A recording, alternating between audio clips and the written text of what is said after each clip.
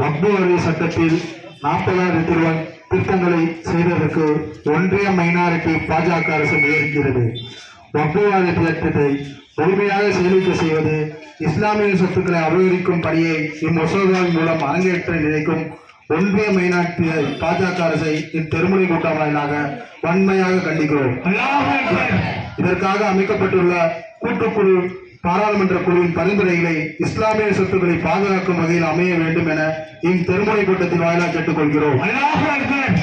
இரண்டாவது தீர்மானம், இந்தியா முழுவதும் நடமாடும் போதைப் பொருட்களையும் பல குடும்பங்களையும் சீரழித்துக் கொண்டிருக்கும் மதுவையும் நிரந்தரமாக தடை செய்ய தேசிய கொள்கை அரசியலமைப்பு பிரிவு 47 படி ஒன்றிய அரசு கொண்டு வரும் என இத்தெருமுறை கூட்டத்தின் வாயிலாக தெரிவித்துக் கொள்கிறோம். தமிழகத்தில் உள்ள உள் இடஒதுக்கீட்டின் அடிப்படையில் வழங்கப்பட்டுள்ள 3% இடஒதுக்கீட்டின் மூலம் கல்வி, வேலைவாய்ப்பு உள்ளிட்ட துறைகளில் இஸ்லாமியர்கள் கிடைத்த பயன்களை குறித்து வெள்ளை அறிக்கை வெளியிட வேண்டும் என சாதிவாரி கணக்கெடுப்பை எடுத்து இஸ்லாமிய இடஒதுக்கீட்டை 7% உயர்த்த வேண்டும் என தமிழக அரசை பெருமுறை கூட்டத்தில் வாயிலாக தெரிவித்துக் கொள்கிறோம். அடுத்ததாக ரியாஸ் பாய்.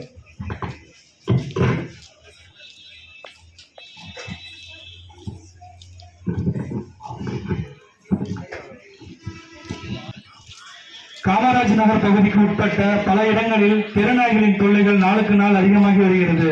சில வெறிநாய்கள் குழந்தைகள் மீது பாய்ந்து கடித்து பாதிப்புக்குள்ளான நிகழ்வுகளும் நடக்கின்றது.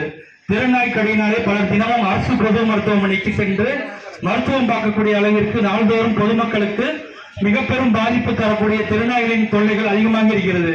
இரவு நேரங்களில் தங்களது வேலைகளை முடித்து வீடு திரும்பும் பலர் மிகவும் அச்சத்துடனே வாகனங்களை ஓட்டிச் செல்லும் அவல நிலை உருவாகியுள்ளது. எனவே மாநகராட்சி நிர்வாகம் பொதுமக்களுக்கு பாதிப்பு தரக்கூடிய வகையில் அமைந்திருக்கும் இந்நிலையை மாற்றி இதற்கு தகுந்த நடவடிக்கைகளை எடுக்கும்படி இக்கூட்டத்தின் வாயிலாக கேட்டுக்கொள்கிறோம். அல்லாஹ் அக்பர்.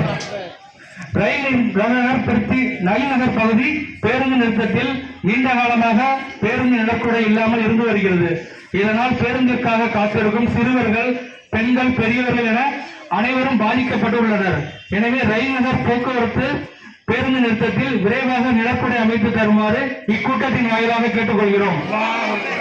காமராஜ் நகர் பகுதிகளில் மது, கஞ்சா போன்ற சமூக தீமைகளுக்கு பல இளைஞர்கள் நாளுக்கு நாள் இணையாக அடிமையாக வருகிறார்கள்.